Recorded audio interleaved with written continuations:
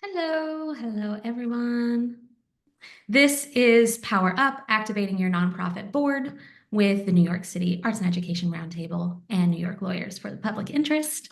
My name is Kinsey Keck. I use she, her pronouns. I'm a white woman with brown, kind of darker brown hair. It's just goes a little bit past my shoulders, and I'm wearing some large, round, wire-framed glasses. And I am sitting in my home office slash kitchen with a blurred screen, so you can't quite see everything behind me. I'm also the programs director here at the Roundtable. For those who don't know, the Roundtable is a grassroots service organization that works to improve and advance the state of arts education. We do that through professional development workshops, advocacy, and online resources and platforms to connect us all in the arts education field. And before we move any further, I'd love to toss the mic to Heidi Kim. Heidi is from New York Lawyers for the Public Interest to share some words. Hi, good morning, everyone. As Kinsey said, I'm Heidi Kim from New York Lawyers. I'm the Deputy Director of Pro Bono Programs at New York Lawyers for the Public Interest. We're so delighted to be part of this partnership with the New York City Arts and Education Roundtable and Board Strong. We've worked with both of these amazing organizations for quite some time now, and we're really excited to bring everyone together for this great program for today. For all of you to learn about how to activate and engage your board members. New York Lawyers for the Public Interest is a civil rights organization, and we are coming up on our 50th anniversary.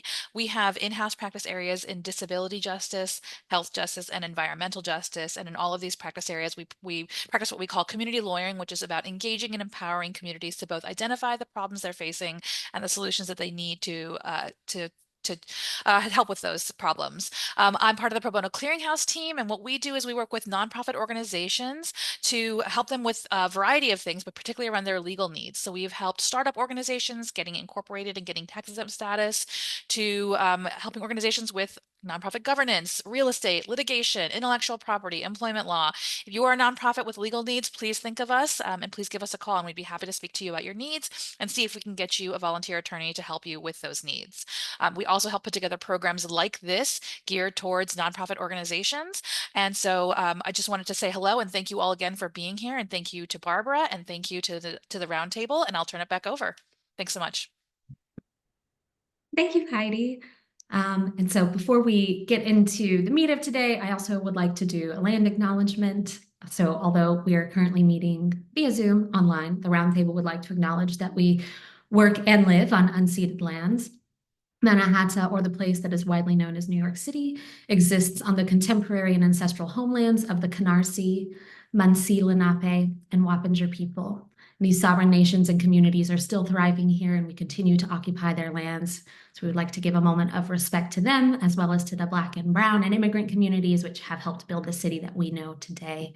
As we recognize that all of our pasts, presents, and futures are intertwined, we would like to again uplift some contemporary Indigenous arts organizations that we can all support and learn from. So I will paste those links in the chat if you haven't before. I recommend that you save those and do a little research. Donate if you can, support them. That would be lovely. And also, I invite you, if you have any organizations that you would like to uplift with this group, to share them in the chat as well. Thank you. Last few reminders, if you're having trouble with Zoom, I'm here to help. Please send me, Kinsey, a private message. Please remember to keep your mic on mute unless you are the person speaking so we can all hear each other clearly. We encourage you to use the chat to ask questions and connect with other folks on the call. We'll be keeping an eye on the chat. There will be specific time for questions as well, so just pop them in there and I will keep an eye on them and share them at the appropriate time. This meeting does include automated closed captions via Zoom. So to activate captions, you can go to your toolbar and click captions and then show captions. That may also be under the more button of your toolbar, and then those will pop up for you. And lastly, this session is being recorded and will be made available on the Roundtable's YouTube page following the live event, probably next week. And I will send an email to everyone with that link and all other resources. And that is enough from me. It is my very sincere pleasure to introduce Barbara Paxton. Barbara is the director of Board Strong and is here to educate us. Welcome, Barbara. Thank you for being here. Thank you so much for having me. I very deeply appreciate it. And thank you all for being here. Yes, I am Barbara Paxton. I'm the director of Board Strong. I'm a white woman with sort of medium-length brown and gray hair, and I'm standing in front of a background that has my organization's logo repeated over and over and over again. So let's get started. I have a PowerPoint to share with you all.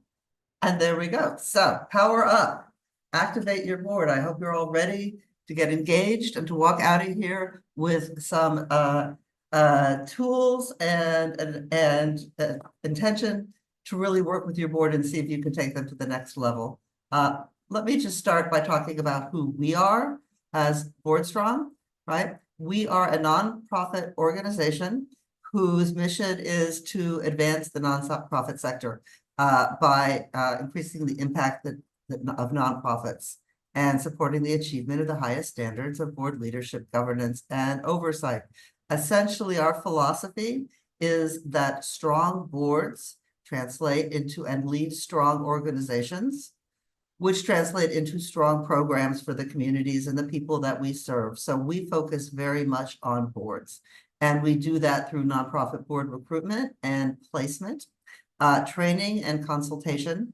We have educational resources for organizations and for individuals. So we work both with organizations, but also we train individuals who want to be on boards. And we can share some of those resources later. And then we have a board matching platform called BoardStrong Connections, where organizations can sign up to find people who want to be on boards and vice versa. So I think I should mention several of you, we had questions ahead of time. You asked me to talk a little bit about actually recruiting new board members. That's not part of the main portion of my presentation, but if you have questions at the end, we can talk a little bit about this. And I just want to make sure you know about this tool to help you find new board members. Finally, we are an affiliate of the New York Council of Nonprofits, which is New York's statewide nonprofit membership association. Very parenthetically, if you are a NYSCA grantee, you are a member of NICON, and there are free resources available to you. I know many of you are arts organizations. So if you're not aware of those resources, we're going to ask Kinsey to push them out to you after this is over, because they include consultation with us. So that's something worthwhile to know about. So this is our website. And again, if you want to think about recruiting new board members, you'll see down there at the bottom, there's just a place you can register as a nonprofit to look for board members. But let's get started on the meat of our presentation. And again, just to echo what Kinsey said, if you have a question, go ahead and put it in the chat. If it, she might read it out while we're talking, otherwise we'll hold it towards the end. Really sort of depends on how the flow goes. But let's remember that we want to start out by remembering, who are our board members? Who is our board? Well, they're a team, right? So they require you to do work around ensuring that they are a team, right? You need to work on basically harnessing the collective talent and energy, right? It's a task for both board and staff to accomplish the mission, vision, goals, and objectives of the organization. And I start out with this because I think that it is daunting in some ways to recognize that it really is work to bring your board together, to engage them, that they won't do that on their own for the most part. They have other priorities, etc., but that it's an eminently achievable goal and that it really will result in your organization being stronger if you have a strong and engaged board. So just to throw some concerns out there, maybe you'll recognize some of them, right? But we see a lot concerns people if the board is too inward looking, right? They're not interested in getting out there. They're more interested in sort of talking to themselves. It's hard. They're not a team. They don't connect at board meetings. Sometimes they don't have a clue about what they need to do, right? The board chair does not exercise leadership, other challenges. They don't meet enough. Committees don't meet enough. They never visit our programs, don't utilize their networks, etc. Does anybody else have any other, just throw in the chat there, anything else that concerns you about your board and they're being disengaged? All right, let's just move on. So they have concerns too, usually, right? They hate long, boring meetings. They feel challenged to be connected to the mission, right? They feel like the executive committee might make all of the decisions. They're frustrated with the speed of progress. This is really critical. Nonprofits tend to work more slowly than other organizations. Sometimes we forget to recognize them, thank them. They don't like board discord, and they don't like a lack of direction or training. So we're going to talk about how we address these concerns in the rest of this session. But if you have others that you want to share, please go ahead and just throw them in. Yeah, committee chair is not affected. Oh, conflicts of interest. Hi, Tay Shane.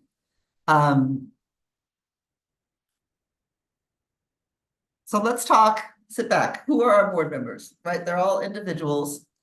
So remember, they come together with a passion for the mission, obviously complex skills, wide variety of views on how to translate their skills and capacities into appropriate board work. And it's part of our job as staff members, or even if you're on board members and you're in the board leadership on this call, to really think through how do we help them with the other demands on their time, et cetera, really use the skills that they want to use in a way that they find to be effective and that helps us. I really feel like there are three critical things that board members want that we need to think top of mind when we're talking about engaging with them and creating satisfaction. And the first is to be part of a team, working with people that they look forward to seeing. So we want to create a team environment for our board members. It's hard. We're on Zoom. We have stuff to do in board meetings, but remembering that they want a connection to each other and to just, show up at meetings to see people that they enjoy seeing. We want to have their time used efficiently and effectively, and that they want to see a connection to the mission. And really that connection is not, hey, we're an organization, we have a great mission, but really as a board member, what is the work that I'm doing, how am I helping to advance the mission? What's the connection with me showing up here and the organization moving forward? And that's something that we sometimes take for granted, that they should be able to see that, or they should be able to know that, but it's not always the case. And let's face it, creating an effective board requires a collaboration with both the board and the leadership of the staff. So board responsibility, we believe, is a collective responsibility. So it's not just the job of the staff to make sure that the board is functioning. It's the function of board members collectively to be responsible and accountable to each other in that peer-to-peer relationship. So otherwise, if you're on the staff and you're trying to do everything to make them cohesive, right, it will not be as effective as if we create structures that can help them be responsible for each other. So engagement really requires a healthy board culture, right? I talked a little bit about how we're not going to talk specifically about recruiting new board members in this session, but what we really believe is you need to have a healthy board, or it's better to have a healthy board before you start recruiting new members than to bring new members into a dysfunctional or unhealthy board, right? If you can think of this as the floor, the ground floor of, we're going to create a healthy, engaged board that people will want to join, that people will want to stay in, that they'll want to join, step up and become leaders, then, you're halfway there in terms of really creating a board that will help you advance your mission. So what is a healthy board culture? Well, it starts by defining documentation, communicating the mission, right? Making sure board members understand what they're doing there, what are the expectations and the roles. And that's the first thing I'm going to talk about when we're done here, because the disconnect between board members, what their expectations are, and sometimes what our expectations are, is a major source of disengagement when we're talking about boards, right? You want a healthy board to develop a trust and a partnership between the board chair and the executive director, to everybody understands that there's communication and the board really feels like they know what's going on, with, of course, not micromanaging or getting in the weeds, right? In order to have a healthy culture, we need to work to understand each person's talents and connections while strengthening the overall team. We want to develop efficient and productive structure for carrying out the board's governance work. And that means creating committees, projects, ways for people to contribute. So again, they see how their work impacts the mission of the organization. And then it's important to build ongoing communication and feedback loops and strive for accountability. So if you only communicate with your board around board meetings, that is probably not enough. And it's much better to send out an email every once in a while. Think about how are we communicating to our board in other ways, what our organization is doing. Then continuing here, you want to plan meetings and run them well, and we'll talk about that in a moment. Try and foster a culture of inquiry and constructive debate, right? Obviously be intentional and thoughtful in pursuing diversity, equity, and inclusion. And that's not just around issues of bringing voices into our spaces that have not been welcomed there before, though that is critically important. It's also recognizing that boards that are homogeneous do not make the best decisions. Diverse boards make the best decisions. And also, if everybody is kind of alike, they're in the same profession, they're the same age, whatever, it's hard to engage them in their meetings because, you know, what is there to talk about? What are the conversations? What are the different points of view? Another important thing in a healthy board culture is to engage in self-reflection and self-assessment, provide training, information, resources, and then think about ways that you strengthen connections with your constituents and with your mission, as well as strategies for advancing your mission. So what are some common sticky wickets around board engagement? Right? Among them are job descriptions and roles, right? Is everybody's roles and job description current, consistent, appropriately defined in writing, right? Does everybody know what's expected of them? And are those expectations realistic and sustainable? And then is there clarity in the roles between board members and the ED, other staff members, etc.? Another challenge around engagement is our committees. Frequently we have committees, but they don't know what they're doing. They don't have goals. Committees meet just to meet, right? So the question is, are they doing governance work? Are they doing operational work? Do they have goals, objectives?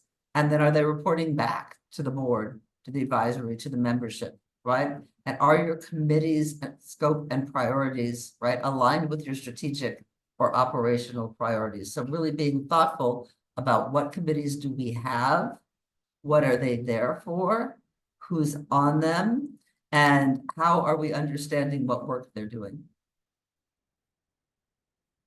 So back to my point, setting expectations. So for your board members, as you're going, you know, think about, you want to make sure that they are all in agreement about what their expectations are and that you've set them out really clearly. Critical element of disengagement is often that we have expectations of our board members that they don't know about, that they didn't sign up for, or they don't want to do, right? So when we say, okay, our board members aren't showing up for our board meetings, well, have we explicitly told them you have to show up for X percentage of board members? It's important that you be there. It's important that you read all of the documentation ahead of time. We expect that they know that there's a fundraising and a monetary component to being on the board. But unless you explicitly lay that out, they might not know, or they might not quite get what they are, what exactly it is. Or they might think that there are different expectations for different board members, and that's not fair, but they don't really know how to express it. So really think you should have a discussion regularly with your board. Led by the chair, what are our expectations? Write that down so that everybody knows and everybody is on the same page, right? So support and become familiar with program experiences.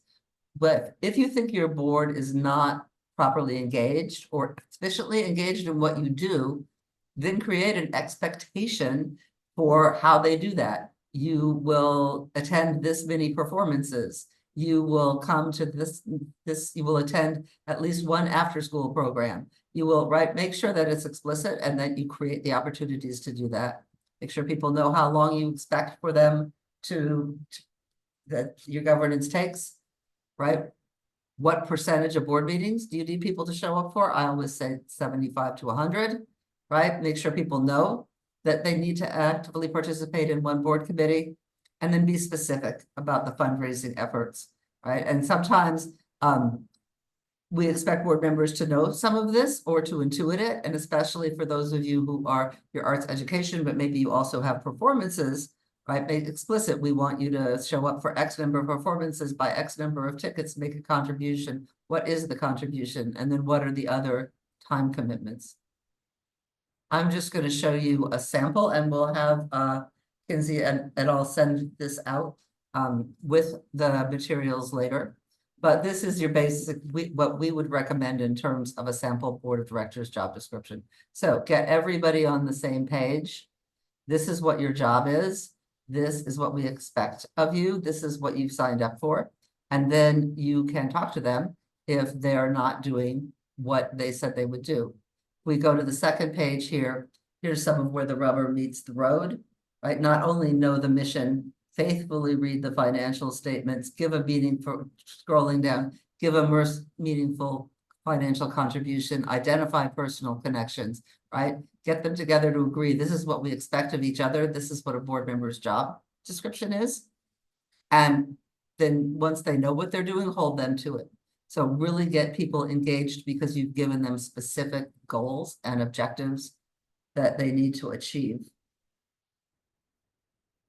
Secondly, when you're talking about engaging board members, you want to do it from day one, right? It's very common to have someone come in, be at the board meeting. You kind of expect them to figure out what's going on. There are a lot of acronyms. They don't know anybody. And over the course of a board meeting or two, you're expecting them to figure out what's going on or right? It's much better to create a really welcoming environment where people can be effective on day one. So, I mean, you put a lot of effort into recruiting them, right? You don't want them to just hang out figuring out what's going on. So creating an onboarding or orientation experience, I think, is really great. If you can find time to really welcome new board members, show them that you really appreciate that they're there, that you value them, why they're there.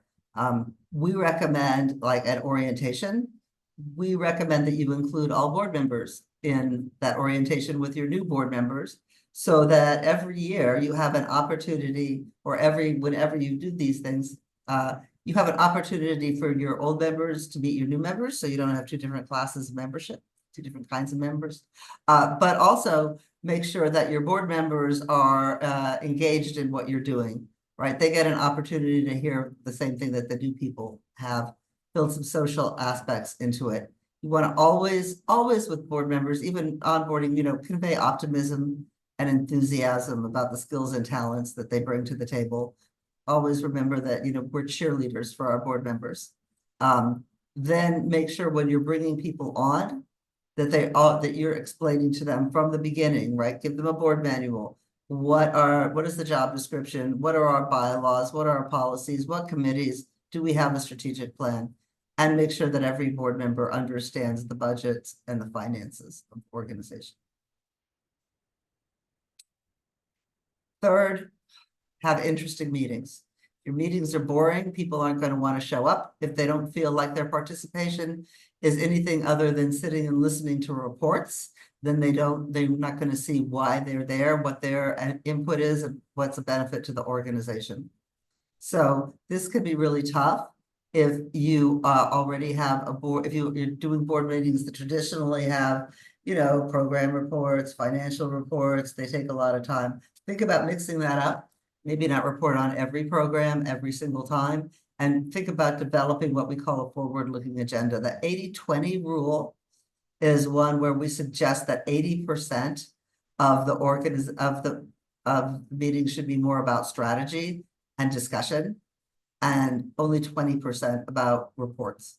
So, we're talking about finances, not just here's the report, but what are our challenges? What's the strategy around them? What are the committees, not what are the committees doing, but what are their goals? How are they achieving them? How are we helping them? Right? Make sure that you are disciplined about getting the agenda and the minutes and everything out well in advance so that you can ensure that people read the materials and then hold them to it, right? Someone puts up their hand and says, wait, I haven't read that. Well, that's on them. Don't wait for them, right? Pose more questions and distinguish between operational and governance discussions. You want to focus on governance, on strategy, on where can your board have input, and make sure that you have time for discussion, debate, consideration for things that can't take place in a written report, right? You want to come out with a sense of accomplishment. And you probably it would be nice if you could include some social time. So one of the challenges that we've had with the Zoom world is it's hard to build a personal connection among your board members. And yet we know that board members are more engaged and therefore more successful if they have a little bit of knowledge about each other, right? The time we used to, when we had in-person board meetings, there was always a time where everybody was getting started. You got to know about like people's kids and their jobs and all of that. It's harder with Zoom to do that. And so, but it's also important because not only will it keep your board members engaged if they know each other, right? It's harder, it's, you know, if you don't show up and you're letting someone that you know down, that is a different incentive from like, nobody cares if I'm here and I don't even know these people. So think about that, think about a social aspect as well. Also, I mean, it's just really important if there's ever any kind of challenge or around in the organization, something that's tough that you have to discuss. It's easier if people know and like each other and are comfortable with each other to have those hard discussions. Then think about, so how do we engage board members outside of meetings? Here are some tips, right? Just make sure that you're always focused on what and how they wish to contribute. I think it's really useful for every once in a while to go around the table and ask people, what is your why? Why are you here? Why are you inspired to help this organization, right? What is your passion? Learning that from each other is something that we don't always take the time for, but really people come to our organizations with different reasons why they're passionate about what we do. And I think it's always inspiring to hear from other board members what that is. Was it their lived experience? Is it something that they read? Is it just something that they feel in their core? Right? So you want to know what skills and talents board members have. And then you want to find out, meet with each of them individually regularly to find out from them, how do they want to contribute? And then how can they help you open doors, steward relationships, right? Make sure that you define specific tasks, not just, hey, we need your help, everybody, or could you guys just connect us to the people that you know, right? Be more specific, engage them specifically, right? And then, of course, always ask for advice. People like to be asked for advice, makes them feel useful and valued. So creating committees is a great way to build engagement among your board. So there are meetings where you have discussion and strategy, and then committees are where you do the work in between board meetings. So if you have committees, that gives people a chance to do smaller group work and engage in a specific topic. Here's just sort of some examples of committees that you could have on your board. Again, don't have more than you have board members for. Expecting people to be on more than one committee or maybe two is, I think, too big of a reach. We want to be mindful of their time, but also want to make sure that committees are useful to the organization and they're not just meeting to meet, right? So when you're thinking about a committee, keep in mind, why are we establishing it? Do we want it to act on behalf of the board, right? We have some committees like a finance committee who can actually make decisions, others that can't. Think about who the committee is accountable to, and think about the chair of the committee. We really recommend that you don't get stuck with the same committee chair over years, that you have term limits for committee chairs the same way you do for your officers, hopefully, as a way of building leadership, right? You want to give people who want to be leaders an opportunity to demonstrate that they want to be leaders, that they can be leaders, to step up to that. And so if your leaderships and your hierarchical structures are sort of ossified, that will mitigate against that. Especially since we recruit board members as, saying, well, you're going to get leadership skills and you're going to stretch and learn things that you otherwise wouldn't. So you want to make sure that you create those opportunities so that that happens, right? Also think about adding non-board members to committees. That can really add some enrichment as well as other perspectives to getting the work done. And then when you're creating committees, think about what role will the staff play. We want our board committees to be board committees, right? So boards should be setting the agenda, the board committee chairs should be doing the work. Staff, generally committees have a staff member who supports them, but don't fall into the trap of having the staff be the person who really runs the committee meeting, right? It's very disengaging. More important to make sure that board members are actively participating and feel like they have some agency in what's going on in the committee. So again, we have the overall expectations. I showed you that board description. Then you want to have individual expectations for your board members. So really have the board chair, the governance chair meet with every board member annually, right? Just to talk about, what are the expectations? Are you satisfied? We don't ask our board members if they're satisfied all that enough. Make sure that we celebrate their success. Make sure that we discuss with them their challenges and ask for further involvement. And then you want to hold people accountable for what they've agreed to. So think about doing what we call a board member report card. So if you sit down with your board member and say, okay, we've all agreed, everybody's going to attend 75% of the board meetings. Everybody's going to serve on a committee. Everybody's going to make a meaningful annual gift. Everybody's going to read out to their resources, other stuff. This is what we agreed to. This is what you did. Let's talk about whether there's a gap, right? I think that if you have, for example, board members who are not showing up, it's hard. You don't want those to be hard conversations. And they're not, or they'll be less hard if you make sure to do them regularly, annually, and really make sure that you're all on the same page about what expectations are. So finally, let's talk a little bit about some retention and engagement tools.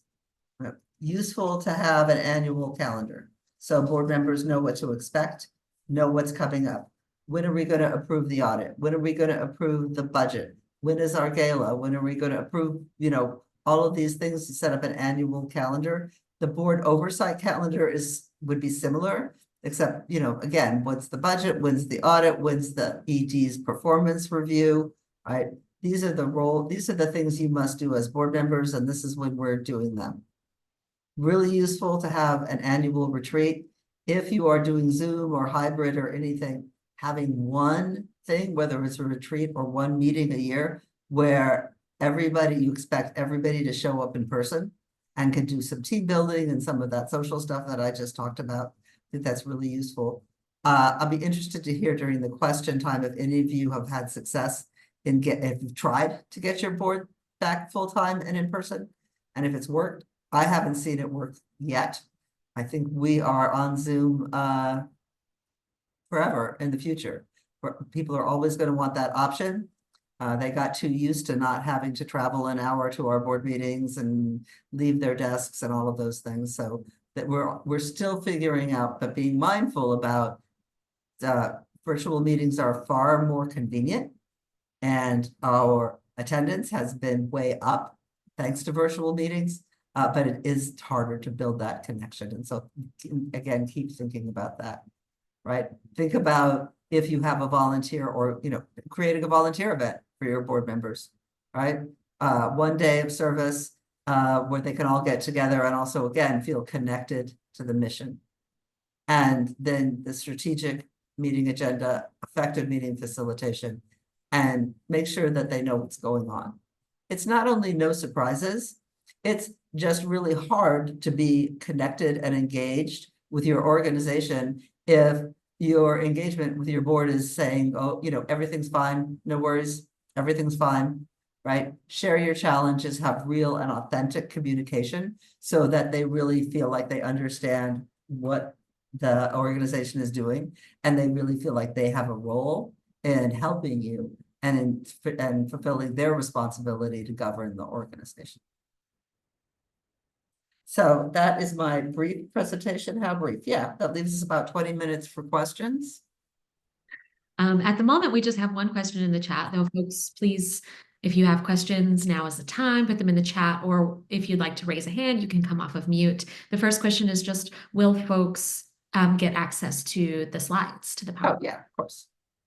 Yes. So I'll Of course. And I'll also send out the full sample board board position description that I showed you pieces of. Perfect. Yeah. Okay, Galina. Hello. Hi, thank you so much for this wonderful presentation. A lot of insights. I realized I have been doing a lot of things wrong in my Not wrong, but yeah, there's things you could be doing differently. that's right. So I was wondering if that would decrease or increase the engagement of board members if I share my personal, like, not personal, but my challenges as an executive director in my operational work, and ask their advice if they can maybe either contribute something ideas wise or actions wise. Thank you. Yes. Or it may scare them off, like, oh, I don't want to do extra, you know? No, I think they sharing your challenges will really help them engage with the organization and understand what's going on.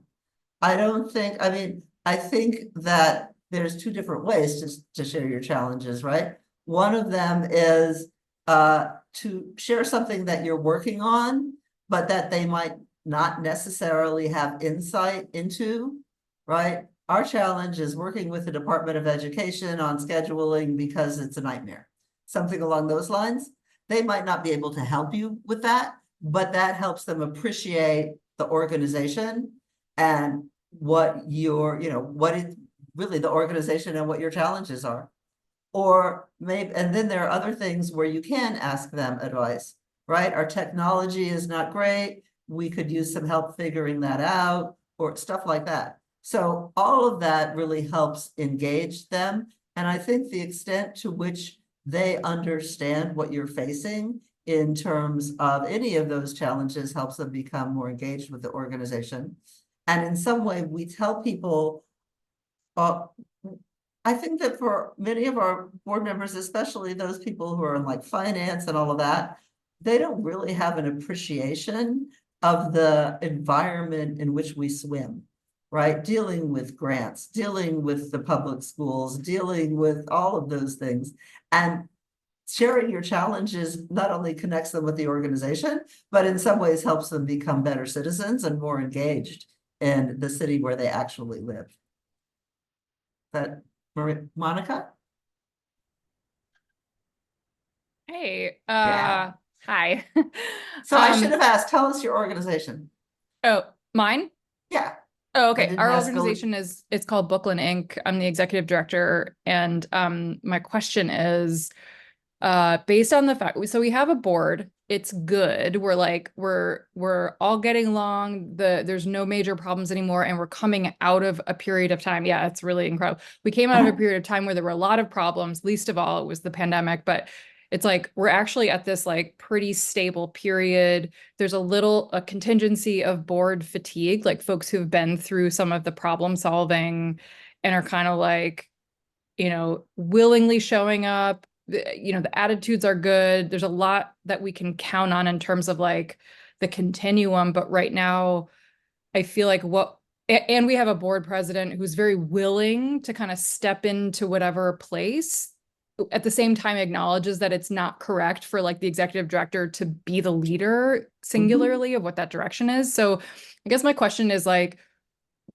where are the playbooks that a small organization who kind of scrap their way into what they exist into. So there's not really like some pre-designed infrastructure that we can then just go back to, but something where it's like, let me see what the playbook looks like, or a few versions of a playbook of different organizations. And because we know our organization so well, we're going to start to see ourselves in what that schedule is. So like you mentioned things like an annual calendar where like, this is where you review the budget, you approve the budget, you do the ED review, all this kind of stuff. Like that would be wonderful to just have a sense of what, not that there's one way to do it, but just some other sort of checklist or schematic that would help us be like, oh, this is what we need to consider for ourselves. And then that would really help us get to that future, so that we don't have people that are just sort of like willingly showing up and kind of getting tired and then disengaged. And so I think it would really reactivate participation.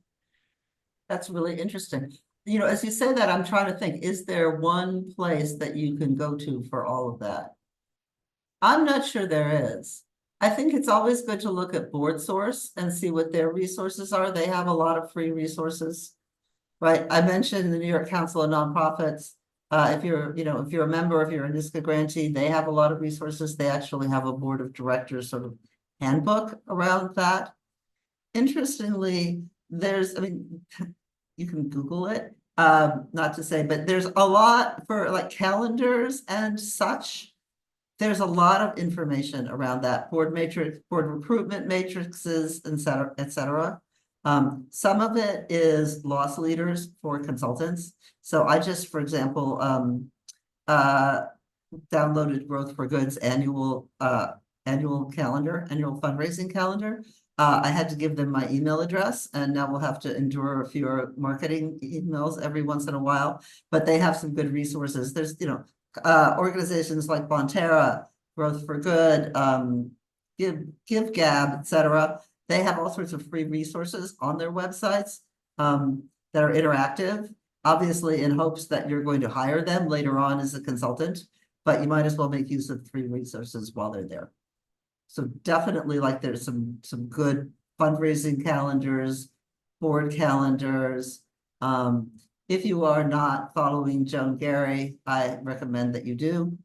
That's Garry is her last name. She has a lot of free resources on her website, and she's funny. So there's a place for you to start.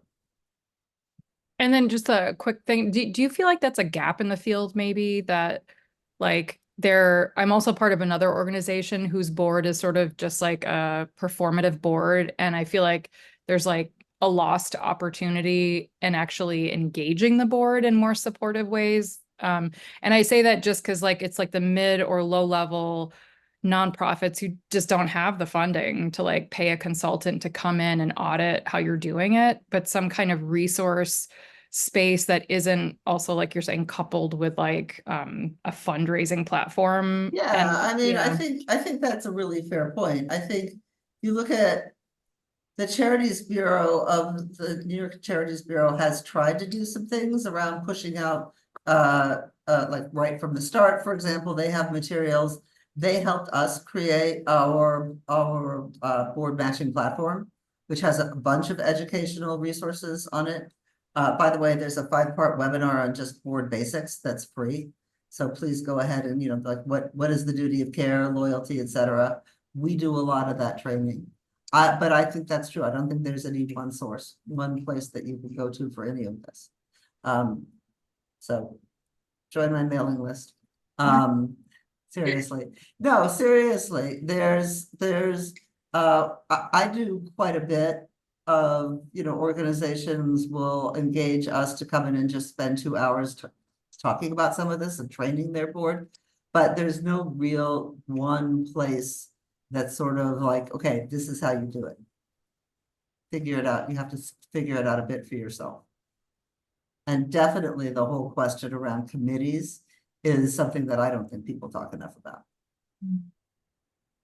So we do have some additional questions in the chat. I'm just going to go through them in the order that I received them. The first is from Juan, who asks, in terms of recruiting new board members, how would you recommend engaging current board members in that process? I think that the way to do it is to go through the exercise of figuring out what you need in your new board members. So there are board matrices. If you think about like what is our board is a group of diverse people, hopefully, diverse voices with diverse experiences, and then look at them and say, okay, what are the gaps? Where are we in our board development? And what do we need on our board? So, for example, if you're going from sort of a roll up your sleeve grassroots to a more governing board, probably you want someone with finance experience. You'd like someone with some legal experience. Maybe you want someone from your community. Maybe you want someone who's an artist or a leader, and then just generally you want good people. So pulling together a description of who are we looking for and getting them engaged in that. It's easier, I think, to find new board members if you know what you're looking for. So just saying to your board generally, hey, do you know anybody? You know anybody good? Does not get, it doesn't get them as engaged, and it doesn't give them enough guidance. Saying, you know, we have to have a goal, we serve, you know, a community of color. We have to have a goal of recruiting board members of color. We're about to move into a new building. We have to have a goal of someone with some real estate experience. Do you know someone who knows someone with real estate experience? It's easier to get them engaged in that, and it's more effective to get them engaged in that than just saying, hey, do you know someone who's good? Thank you. Our next question is from, I believe it's Nye. Can you please speak about consulting services through your organization for nonprofits in need of assistance? Sure, I'm happy to.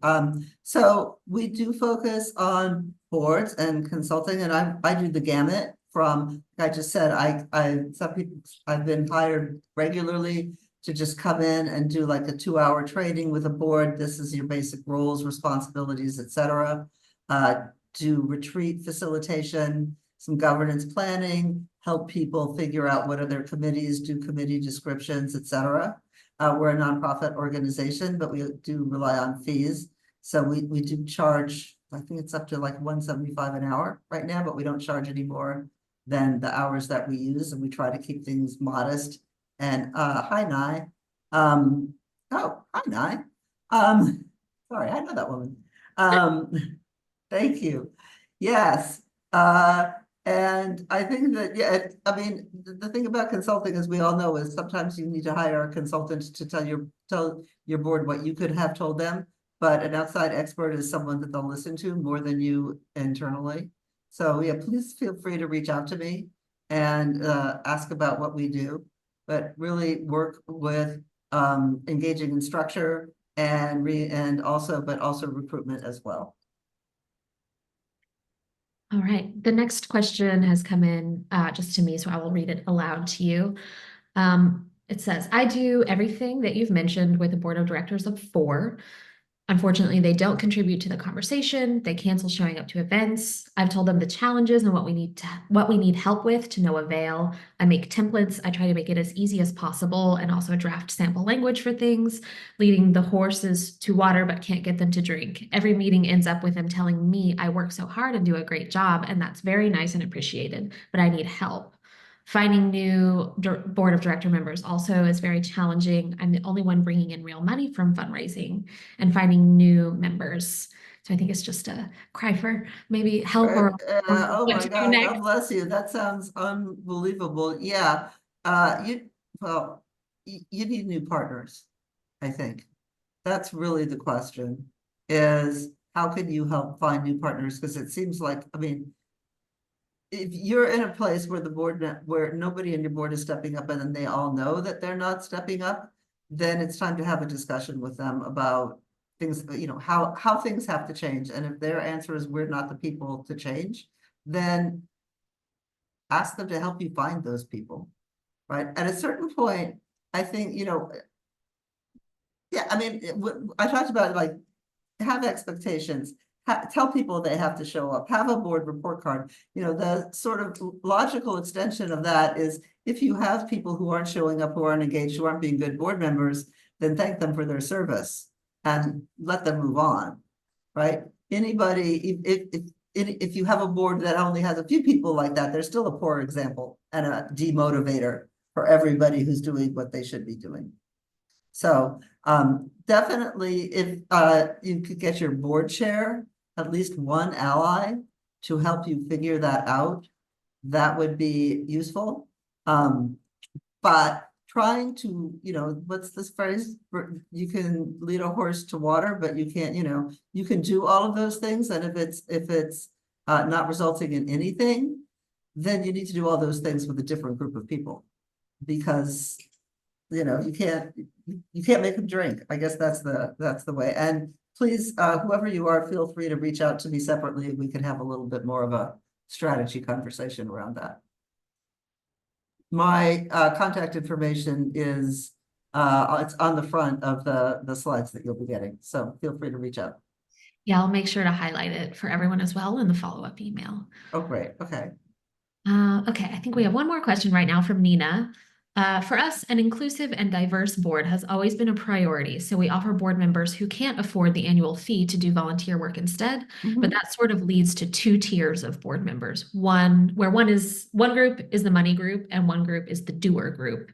Any suggestions on how to possibly even that out more, or is that just the way it will be given the situation? Well, first off, I think that everybody can afford to do some fundraising, right? Everybody has, I think bake sales, Facebook pages, etc. So letting people completely off the hook in terms of resource development it does create two different tiers. So that's one thing I would definitely suggest you get everybody involved in some form of resource development. And then secondly, that's around your culture and your board training. So if there are two different tiers and they feel it, like we're the money people and we're more important than the volunteer people, or our role is more significant, then that's a challenge that you need training and discussion to deal with, right? There are plenty of organizations where, we used to, there should not be resentment among your people with money that they're giving more than the people who have no money, right? There's, in my experience, only resentment among people giving money when some people of similar means are doing a lot more than other people of similar means. Hi, So sorry, it's Nina. Thank you so much. But it's not that there's resentment. It's more that the money people just feel like, hey, I gave my money. I don't necessarily need to come to these board meetings or events. And then, so we need their money. Oh, wow. But, we also want them participating the way the people who aren't giving the money, who are very much involved, are participating. That's kind of the issue I'm talking about. I gotcha. Can you put them on an advisory committee? If they don't want to show up? I just formed an advisory committee because of. There you go. Yep. So thank you, Nina, for bringing this to the fore. I love advisory committees. I think having a board member who's been on forever but isn't showing up or has filling other roles, create something that they have a role, that they don't feel like you're kicking them off, but having a discussion that says, hey, we have a board, boards have meetings, etc. But you're on our super special leadership council. I love that. Yes. Yeah, exactly. Because, because we couldn't even meet quorums to have, votes because they just weren't coming. Oh, no, super special leadership council. But then you still have to cultivate them or engage them, right? You can't, as a board member, they may not be showing up, but they're still getting regular information about things. So you want to make sure that when you move them off the board, they might not be getting the same, like minutes, agendas, etc. But you want to send them an email, several times a year, telling them what's going on, inviting them to show up. You might want to create an opportunity like, a coffee or a cocktail thing, that's just, let's get our super special group together. And I don't know, you have a film festival, that's so maybe great. we have a super special reception before one of our films or before one of our evenings or something. Yes. So it still works to keep them engaged. You don't want to, you don't want them to sail off into the sunset. But the board has a description. They're fiduciarily responsible.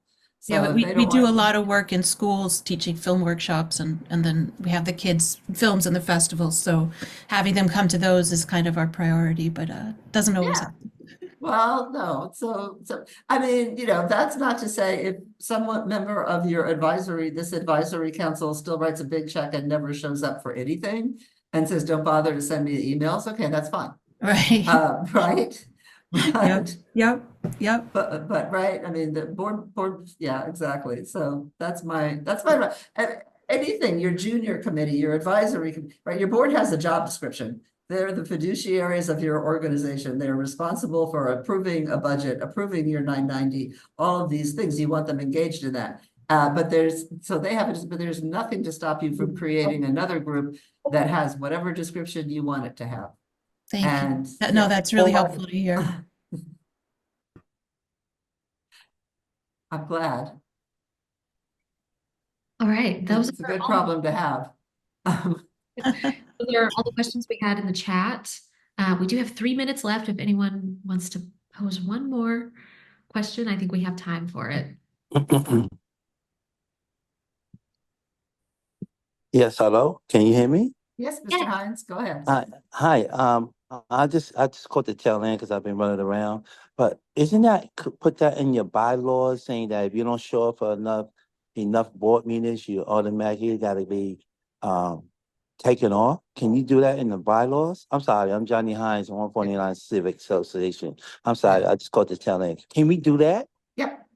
So yes, I would definitely put under board requirements that people are required to show up for meetings. It is not uncommon to say, if you have missed X number of meetings, then the board may remove you. I wouldn't do anything automatically because, people have stuff happen, right? You might have someone who has some challenge or they're unemployed or et cetera. And as long as they're having a conversation with you,